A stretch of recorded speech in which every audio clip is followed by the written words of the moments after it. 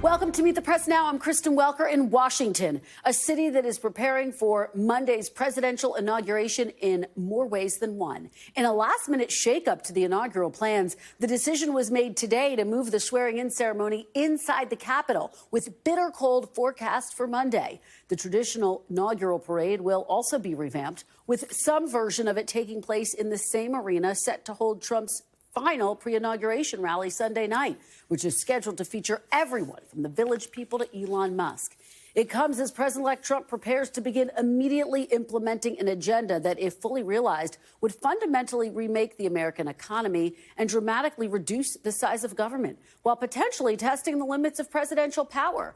We know many things he wants to accomplish on his return to the Oval Office, but we don't know where he will start or how far Congress and the courts will allow him to go, starting with executive orders on day one. On the campaign trail, Mr. Trump brought up a lot of priorities for his first hours in office, including ending the war in Ukraine, pardoning January 6 defendants, beginning a mass deportation program, and ending birthright citizenship, which is, of course, enshrined in the Constitution. But his team has been tight-lipped on the specifics. Here's incoming Deputy Chief of Staff Stephen Miller speaking to Fox News about Mr. Trump's early border priorities. Look. The Department of Defense, the Department of Justice, the Department of Treasury, the Department of Homeland Security, and all of the relevant law enforcement components therein will be given the assignment and the mission to interdict all contraband, to use all financial resources to strangle the cartels, and to end all illegal immigration into this country as a top national security mission. That is the president's duty, and he will fulfill it. Absolutely. And he'll fulfill it with force. Now, there's also uncertainty in Congress, with Republicans divided on their best approach to passing Trump's agenda through a narrowly divided House, and Speaker Johnson urging his conference to move as quickly as possible. Surrounding President-elect Trump will be a team that has proven their loyalty to him over the years. Since leaving office, members of Trump's first cabinet, like Defense Secretary Mark Esper and Attorney General Bill Barr, have spoken publicly, pushing back against President Trump when they felt he was trying to abuse his power, like when he inquired about shooting protesters or tried to overturn the results of the 2020 election. In this week's confirmation hearings, Mr. Trump's picks for those key roles signaled their loyalty to him and dodged questions about curbing his impulses. Do you agree that there are some orders that can be given by the commander-in-chief that would violate the U.S. Constitution? Senator, thank you for your service.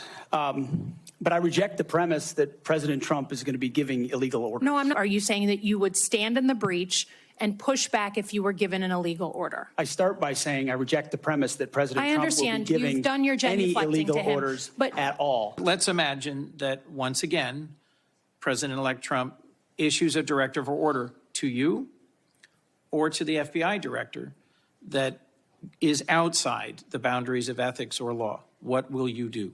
Senator, I will never speak on a hypothetical, especially one saying that the president would do something illegal. Now, to be clear, we don't know what the next 4 years will look like. As we noted, we don't even know what day one is going to look like. We know he's going to sign a number of executive orders. But we do know that President-elect Trump will be the first president inaugurated after the Supreme Court's sweeping decision that gives presidents absolute immunity for any official act. And that as he prepares to leave office, President Biden made a point to issue a warning to the country about the U.S. democracy. The thing that keeps it on track are the guardrails.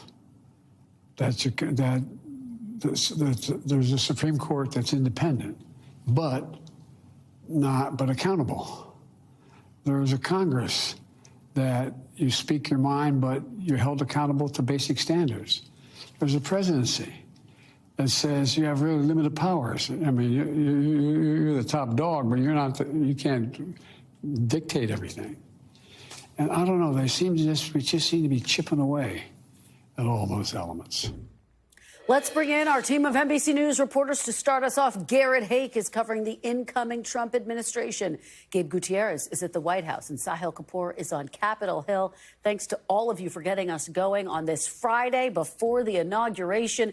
Garrett, let me start with you. I know you've been drilling down with your sources. What are you anticipating on Monday in terms of these executive orders he's going to be signing?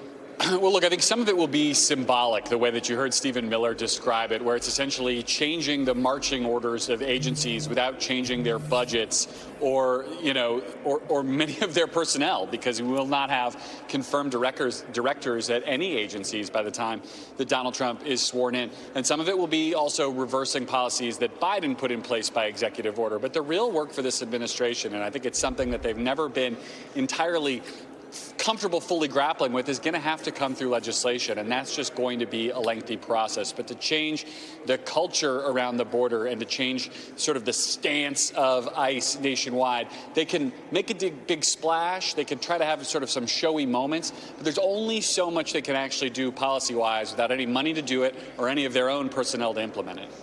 It's a really important point, Garrett. And speaking of personnel, we saw a lot of confirmation hearings on the Hill this week, some real fireworks.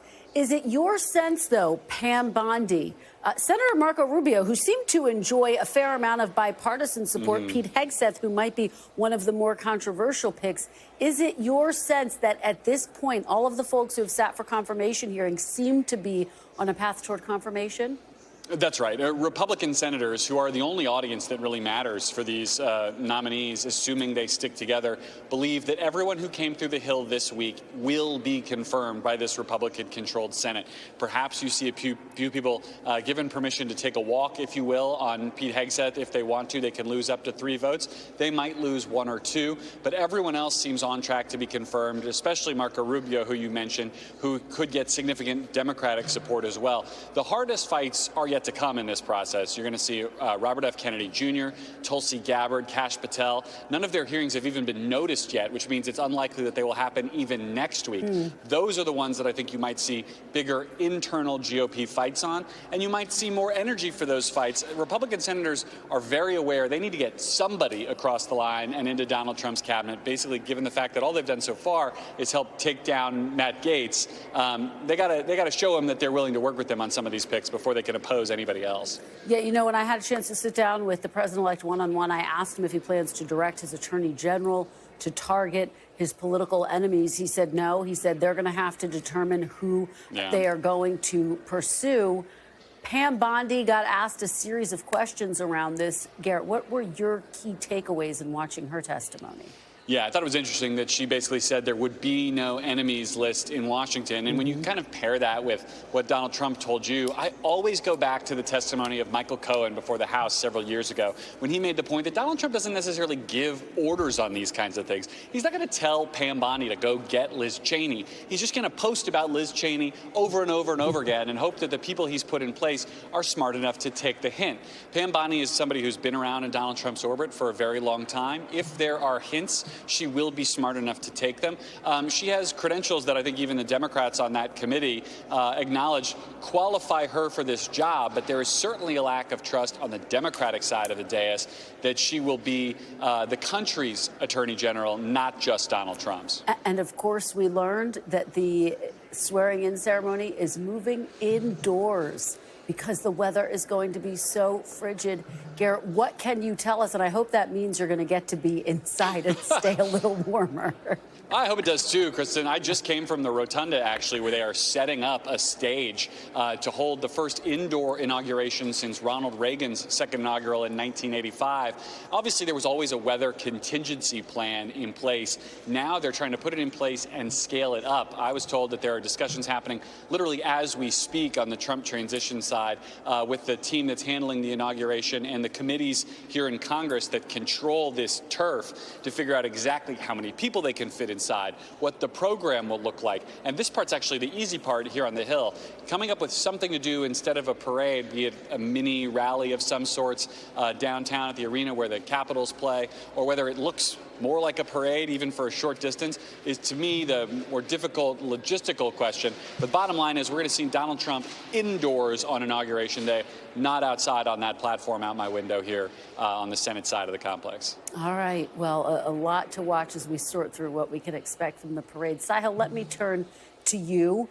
We are watching new Republican leadership Majority Leader John Thune in the Senate, and of course the Speaker of the House, Mike Johnson. He's going to be on Meet the Press, by the way, this Sunday. What are you anticipating? How do they compare to their predecessors, for example, to Mitch McConnell and a Paul Ryan?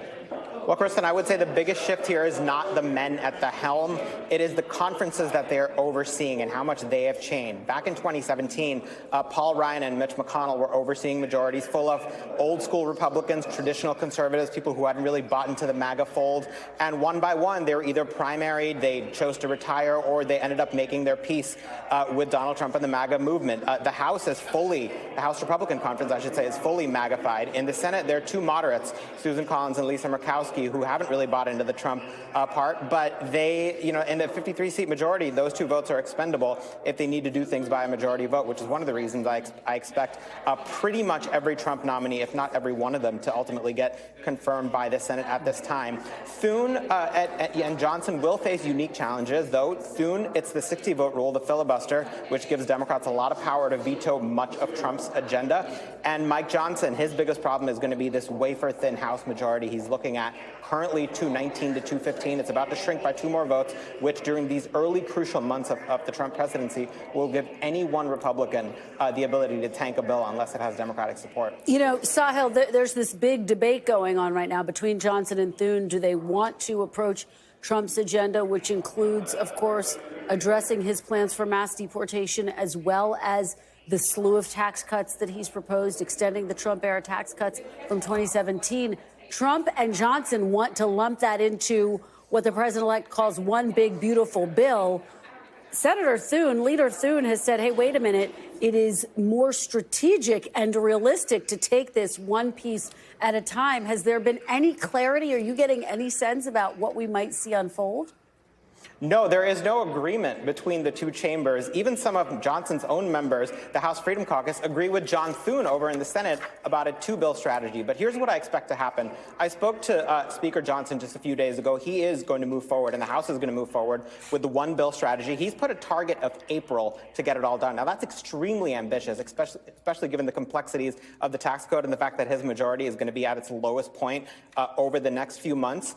But he's going to try to do that. And if by April, if by around Easter, he's not able to do that, the Senate Republicans I've talked to say they will be ready with a smaller bill that has, border security funding, which is the low-hanging fruit, somewhere in the neighborhood of about $100 billion, and ready to move forward with that. So right now, the ball is in Johnson's court, but Senate Republicans, frankly, don't think he can pull this off. And if and when he fails, there's going to be a lot of pressure on him and on the Congress in general to give Trump at least one victory.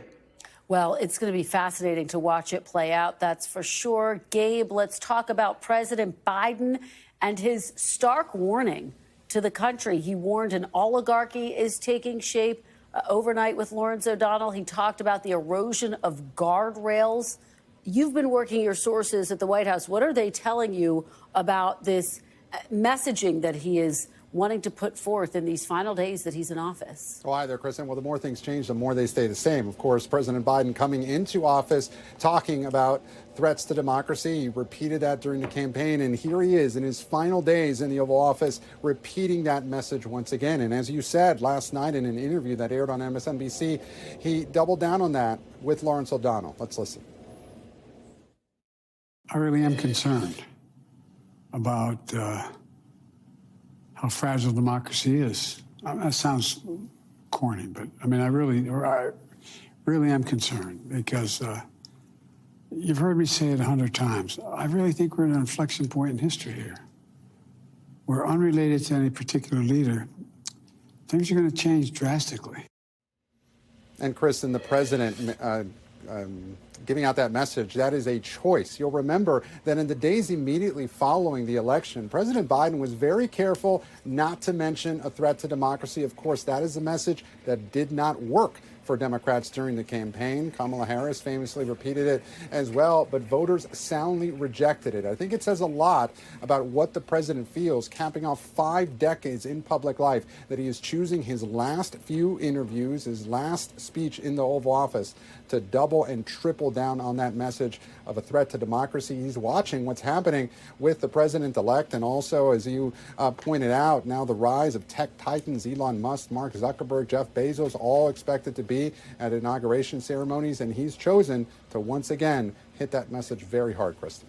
He certainly has. And Gabe, President-elect Trump is going to be the first president to enter office with these new immunity protections laid out by the Supreme Court. What are the implications of that? Well, certainly there are huge implications, and that is part of why the president and why this White House has chosen to reiterate this message so much. Now, Kristen, I can say there is quite the mood here at the White House. One person that we spoke with says that the president seems dejected, that others here at the White House feel the same way. There's part of every administration of a losing campaign that staffers here, they come out and, in those last few days, they're not looking forward to what lies ahead. They seem exhausted. But in this case in particular, they really put everything they had behind this campaign. They felt that democracy was on the line. And when you have that type of message and it doesn't go your way, how do you move on from that? So in terms of the implications moving forward, yes, this is something that the Biden White House has been saying repeatedly. They're in some ways very fearful of what President-elect Trump can do without those guardrails and after the Supreme Court ruling. You'll remember that it was just a few months ago that President Biden chose to give a speech on that Supreme Court ruling and the lack of immunity now for future presidents. It is a huge concern for the president and for White House officials here as they leave office in just a few days, Kristen. Well, and it's so fascinating to have that reporting about the mood inside the White House right now. Gabe, Garrett, Sahil, thank you all so much for starting us off. Thanks for watching. Stay updated about breaking news and top stories on the NBC News app or follow us on social media.